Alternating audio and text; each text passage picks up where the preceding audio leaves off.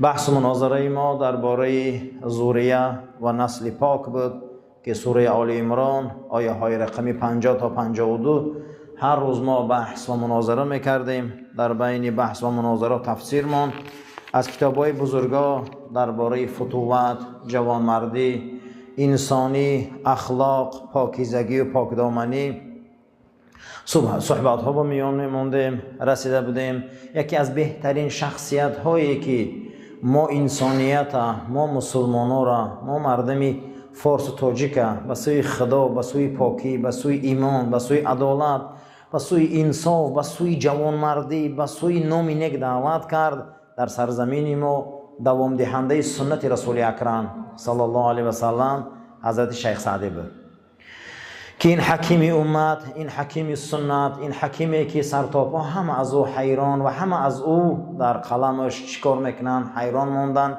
یک مردی که خاکسار، اولیای خدا، دوست خدا، قرآن و سنت در سیلک مرواری را خیلی که در همون چی میدراری رشته میدراری، این قرآن و سنت در رشته نظم درآورد. در یک حالت وزبینی سیاهی امت اسلام که مغول آمد تمدن اسلام از بین برد، این دو کتاب ایجاد کرد، یک بوستان و یک گلستان به ما و شما داد. اینها رو کتاب اخلاق میگن، تربیت میگن. بنابر همین سبب حضرت آورده دنیا رو میگرده و حضرت شیخ سعدی چیکار میکنه؟ میرسه به ملک قاشغر. یک از نسل‌های پاکی مردم ما فارس و تاجیک سعدیه. به ملک چی میرسه؟ قاشغر. قاشغر در چینه، یکی از کشور و یک ولایت‌های چین بود او زمان. بین که حضرت از شیراز از این ملک کجاها سفر کرده میرسه به ملک قاشغر که در اوجا یک کس زبان عربی را خونده است، صرف نحو میگن، نحو خونده است. ضرب زیدون امرن، زید امر زد گفتم خیلی مثالا هست. و یک نگاه میکنه و میخنده، با میخنده صحبت میکنه. بعد از اون میگه ای مرد، میگه ای مرد، بین مغول و بین خوارزمشاهیان و بین ضحاکیان صلح شد، حالی هم شما در نحو زید امر صلح نداده؟ زید امر زد گفته که میخنده. بعد از اون میگه تو کی قدر شیرین سخن؟ میگه از زمین فارسم. میگه از اون نسل پاک، از اون ذریه پاکا؟ میگه بله. میگه من تو یک چیز گوم، همون انسانی که میخوند همین کارا. میگه چیز؟ میگه آیا از همون ملک سعدی رو میشناسی که ببین که نامش از آسیا کجا رفته بوده؟ چین. خشا به حال آدمه که نامی او را به نیکی گیرن. میگه ملک ای شیراز نامش کجا رفته که بوده؟ خطی که چین. و میگه تبسم کرده، همین جوش تشیشتنده گفتم این شعره، طبع تو را کز نفسی نحو کرد. تو گفته نحو در مشغولی، صورت صبر از صورت ما محو کرد. تو نحو در مشغولی گفته صورتی تر گفته بین ما در چی همون مناسبت ما و همین کاریم نحو همون علموی مقصد دیگه زبان شناسی در تو مشغول شدی و رابطه را قیچی کردی قدیم یه بار ما خودی و نخوردی. ای دل اشاق بدامی تو سید، ما به تو مشغول و تو به امر زید. میگه در جوش میگه یک صحبت حضرت کرد که ما مشتاق تیمت امر زید گفته گشتی. بگو تو سعدی بله. و میگه آمده چشماشو بوسی، دستاش بوسید، قچاق کرد، گفت ای از نام تو در تمامی بزمی این شاههای ما و شاههای چین از تو میگن و میرقصن، از تو میگن، عشق تو میگن، از نام تو میگن، از دین تو میگن، از او خاکساری، از حقگویی های تو میگن. بین که خداوند وقتی نام انسان به نیکی بره، بین که از کجا به کجا میبره میرسانه. بعد از اون میگه چی سعدی را به او درجه بالا رساند، چی حقگویی هاش؟ نه هر کس حق تواند گفت گستاخ، هیچ کس حق رنگ بی ادب گفتن نمیتونه. حضرت سعدی در حقگویی رنگ بی ادب گپ میزدن. میخوادم بی ادب است کو حقگویی را حضرت سعدی رنگ بی ادب گپ میزدن، نه ترسیده میگفتن. حتی همون زمان ایلخان ها و شاههای کلان مغول که چقدر ظلم و استبداد در سرزمین فارس آوردن، حضرت نترسیده گپ میزدن که نه هر کس حق تواند گفت گستاخ، سخن ملک سعدی را مسلم. من سخن حق خدی گفته میان دنیا را میشکنم. یگان چیز رنگ گپ چیزی زور نیست برادر رو. شما بینین که یک سخنه یک زن و مرد جنجال میشوند، میگیره زنش 3 طلاق میکنه، یک اویله میشکنه. هم خلاص یا نه؟ اینم یک سخن قدی دنیا میشکنه. سخن ملک سعدی را مسلم. سعدی گفته با سخنش دنیا را رام میکنه و در دوام داده و ما من ظالم الا و یبلا. ای ظالما میگه، ای ظالما، ای کسایی که امروز شما در ریاست قدرت رسیده، مغل اشاره میکنه. این سخنش تا روز قیامت های. و ما من ظالم الا و یبلا. ای ظالما، شما نگوی که امروز ظلم میکنی. و این تبلا یوما بی ازلما، یعنی روز میشه که یک ظالم تری دیگر میبیام با شما در راهبری میکنم. شما نگویی که من همین خیل میکنم میگردم. این آیه مبارکه قرآن تفسیر کرده است که پروردگار میگه من ظالم به ظالم هم خیل گرفتار میکنم که یک دیگریش هم میخرن، تازه میکنن تا مردم ای دست اینا خلاص خورن. این خیل شخصیت بود. میگه هیچ محل ای حق گویی نترسید. سخت میگو، کده میگو در چهره انا مغلا، انا همون هایی که سرزمین فارس و شیراز به خون کشیده بودن. برای همین عزیزا ما را تعلیم داده است این نسل پاک، این ذریه پاکی در همه جا حق غلبه میکنه. در همه جا ید الله فوق ایدیهم گفته است. ای ظالم میگه از تو نیروی قوی هست، با اون نیرو بالای تو یک ازلم، یک ظالم تری دیگر حاکم میکنه، یا ظالم تری دیگر بالای سرت میبیاره. حرامش باد ملک و پادشاهی. در بستان میگه حرام باد برای آدمی میگه صاحبی و ریاست و پادشاهی به پیشش مدح گوین از عقیب زم، پیش تعریف کنن تا اخرام کنن این آدم بدبخت نیست. میگه چگونه نترسیده گپ میزنی گپورا. سعدی در کتابش ما را نصیحت میکنه. ای میگه حرام ای میگم زندگی برای همون مرد، حرام ای برای همون انسان زندگی که ملک پادشاهیه که در او میگه تعریفش کنن، لیکن ای بر تا اخران گوان که از این مقصد دیگه ابله کسی نیست. ایخه تعلیم میتیه مورا، ایخه تربیت میتیه که باید مرد در عقیبش هم نیک کنن، در روش هم نیک کنن. این تعلیمات سعدیه در بستانش. حتی که در اولی بستان ما صحبت کرده بودیم، سر کرده بود که مرا کار مدحتی چسان نبود، چو سری مدحتی پادشاهان نبود. میگه کاری من این نبود که امیر و حاکم دور ما تعریف کنم، لیکن مردم صاحب دلو مرا میپرسن کی در کدام دوره زندگی کردی، چگویی سخن بلاغت سعدی را برد که در زمان سعد ابن ابوبکر بود. میگه این بلاغت خواندن و تعریف ها ما برای او میکنم که یک روز ما را پرسند در کدام دوره زندگی کردم. من این کار نبود. میگه حتی که بعد از اون میبیاره در زمان توکله که از شاهایی که سری قدرت میبیو، قزل ارسلان یکی از شاهایی که از اتابکان فارس به سری قدرت میبیو او را وصف میکنه. حتی که در زمان سلطان الپرسلان هم وصف کرده بود است. چه حاجت که 9 کرسی آسمان، نبین چه حاجت، میگه چه حاجت که 9 کرسی آسمان. تعریف زیاد در کار است. میگه 9 کرسی در آسمان مونی اقلیم عدالت گوزنی بینه بر پای قزل الپرسلان. میگه شما میگه این چون میگه تعریف های زیاده، گیره تاریخ اون حاکما و سلطان ها را خونه پیش میره. چرا؟ برای که حضرت در زمان بزرگترین سلطنت سلجوقی ها عمر بزر سر برده بوده. حتی از حاکمان همون دوره ترک این فارس نیکی یاد میکنه. برای چی؟ برای اون که برادرها این دنیا به عدالت آباده، این دنیا به حق آباده، این دنیا به وصف نیکی آباده. بینین که این خودش از اون سلطنت فارس و از اون اتابکان فارس از زمان سعد ابن ابوبکر زنگی قصه میکنه. زنگیان دوام سلاله سلجوقیان هم از اونها وصف میکنه. میگه شما میگه این قدر وصف نکنه یک انسان 9 قدم بالا میبره و تختی او را 9 قدم 9 اقلیم میبره. اینا نکنه. گفته شما بیایی با پازنه تاریخ الپرسلان خونه، تاریخ وارا خونه، تعریف اون سعد ابن ابوبکر زنگی را خونه. برای که اونها چی بدن همشون، چی بدن همه اونها؟ نسل پاک یادگیره میگه از این، از عدالت و از این کارها را. وقتی که میگه در همون دوره توکله گفتنی شاه فارس از اتابکان فارس بود، از پادشاهی دست کشید. از پاچه‌ای چیکار کرد؟ دست کشید دور شد که خیمون یک عبادت کنم، یک زیارت خانه خدا کنم، اینو آن کنم. حضرت میگه با شعر نویس که عبادت جز خدمت خلق نیست.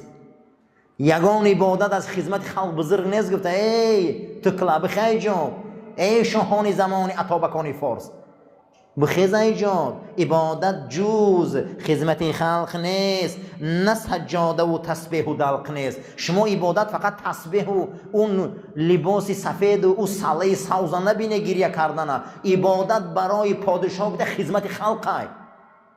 عبادت برای چی؟ برای امام خدمت خلقه.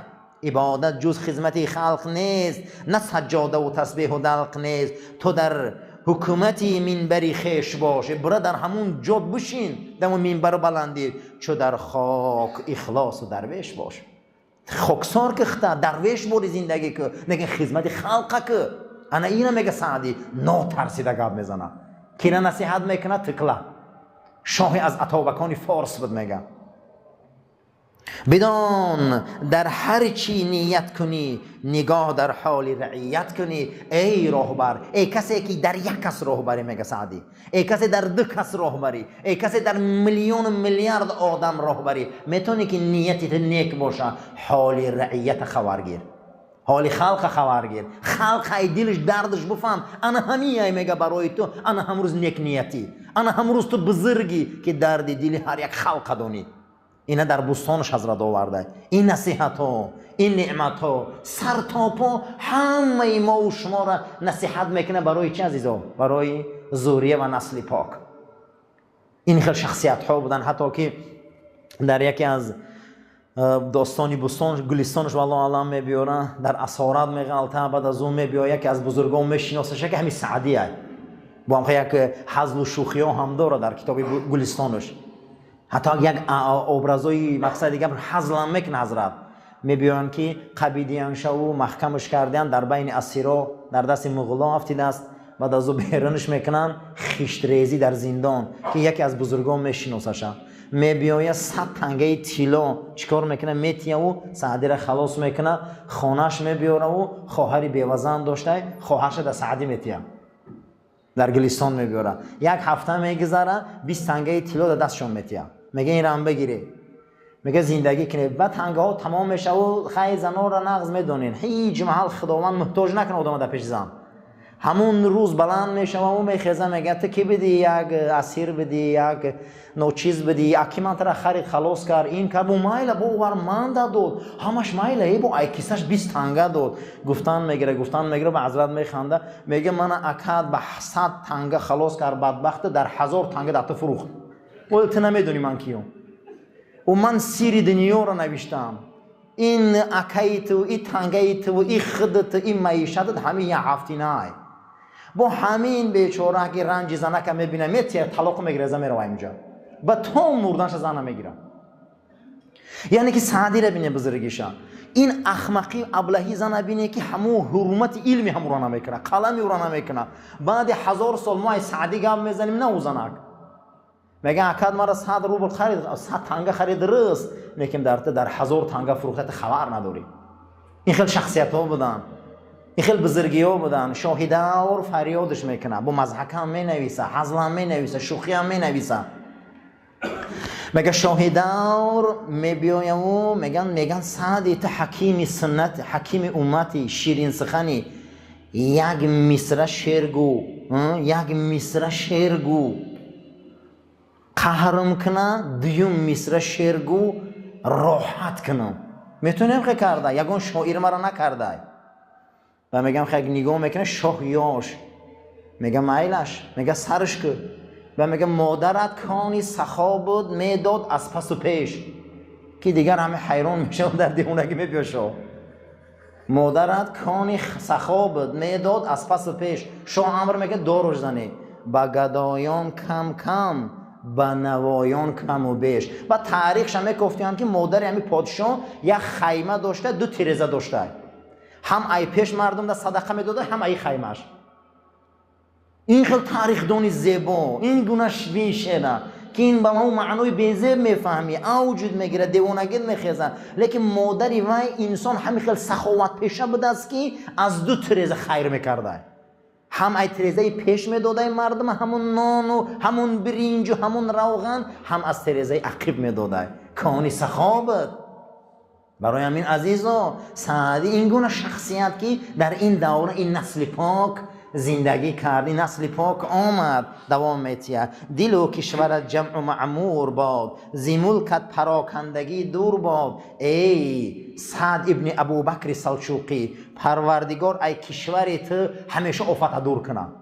چه کشور کردی، چه عدالت کردی. من حقیقت همیگه در دل مردم میکارم، حقیقت همیگه در انا همون گردنی انا همون مروارید بارین میکارم. دعا میکنم که زی ملکت پراکندگی دور باد. عزیزا هر آدم در حقش دعا میکنن.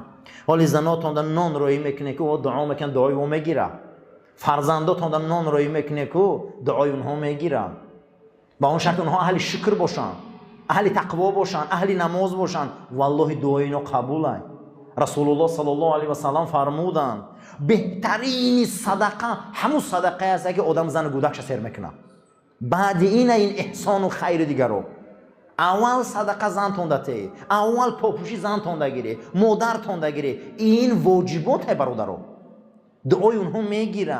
این همین دعا حضرت دعا کرده است که زی ملکت پراکندگی دور باد، تنت باد پیوسته چون دین دروز، بدندش را دیل چه تدبیر سوز. ای سعد ابن ابوبکر زنگی سلجوقی، پروردگار بدن تا دولت تا رنگ دین راست کنه.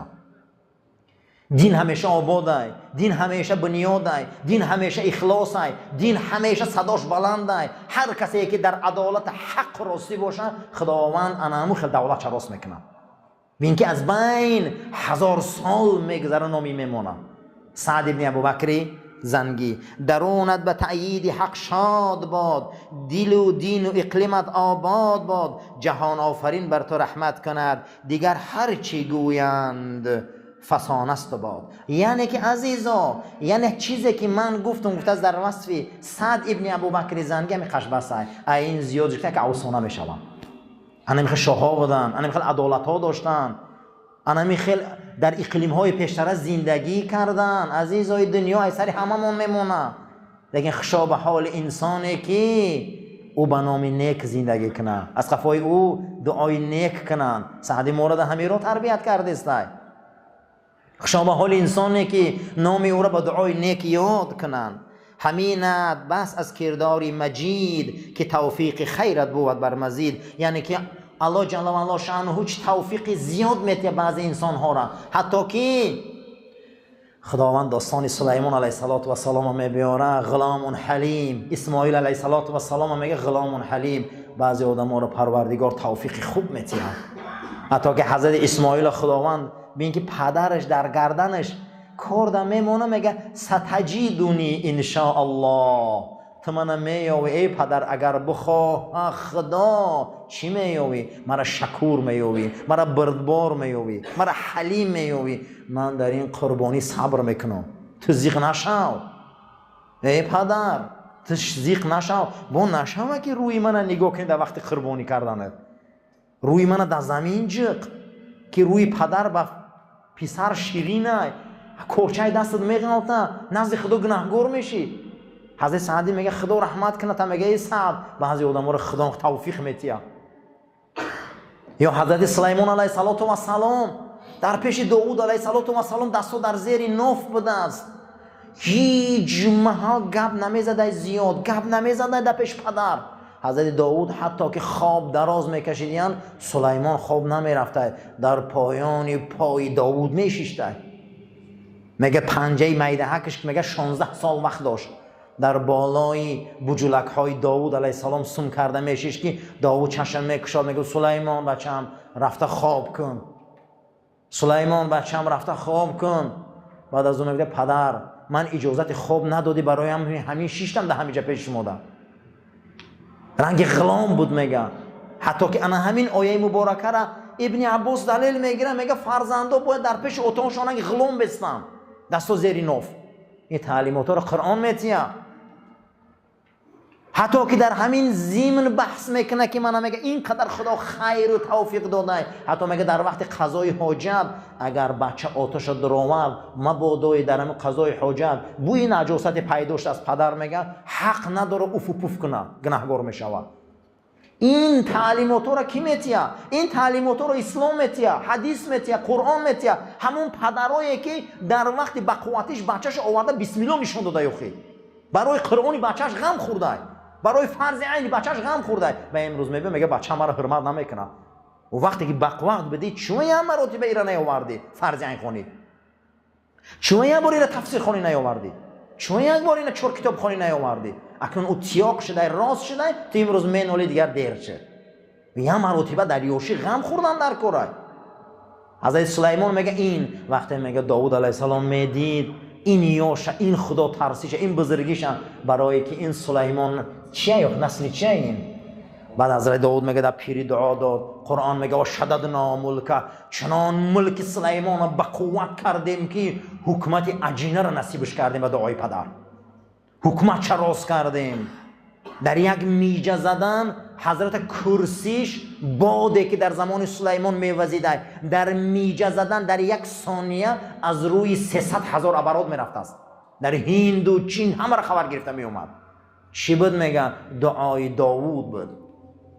برای همین حضرت ما رو نصیحت کرده سای دیگر همینت بس از کرداری مجید که توفیق خیرت بود بر مزید. برادرها این کردار خدادادیه که آدم در خدا توفیق میتیه، آدم در خداوند توفیق میتیه، آدم در خدا مهربانی میتیه، آدم در خدا عدالت میتیه. این همش ای جانب الله های. سعدی هم گفته است که خدا رحمتت کنه ای سعد ابن ابوبکر زنگی، خدا رحمتت کنه که تو توفیق خدادادی داشتی.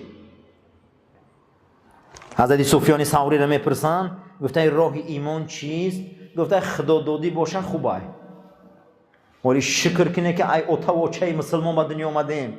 این خدادادی ای در خونی ما ای. اگر اوچمون مسیحی میشه چی گم میشه؟ گفته اگر خدادادی باشه بسیار افضل ای.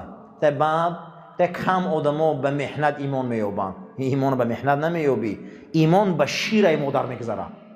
و چای مسلمان هم اکیدیم که ما مسلمان شدیم. ولی اگر مسیحی میشیدیم یهودی میشیدیم قینده برادر ولی میبرن اسلام میبرن کو اینا رو در آوردن قینده نمیشه من اینو تا آخر غم میتن آدم. برای همین شکر کنیم که ما خداداد مسلمانیم، مادرزاد مسلمانیم. اللهم ربنا آتنا في الدنيا حسنة وفي الآخرة حسنة وقنا عذاب النار وصلى الله تعالى خير خلق محمد وعلى أصحاب الأجمعين آمين يا رب العالمين. صفاتنا راست گره، تلفوناتنا خاموش کنین.